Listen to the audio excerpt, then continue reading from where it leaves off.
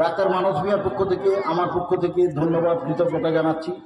পড়াশোনার সাথে সাথে এই শরীর চর্চা এবং সাংস্কৃতিক চর্চা যে করাচ্ছেন তার জন্য আগামী দিন সমাজকে এগিয়ে নিয়ে যাওয়ার জন্য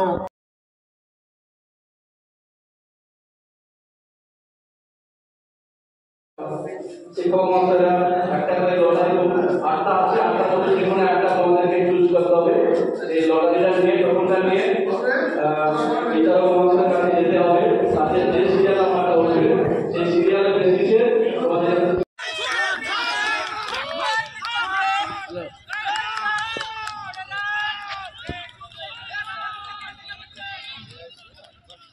আবার আসবে তো নাকি?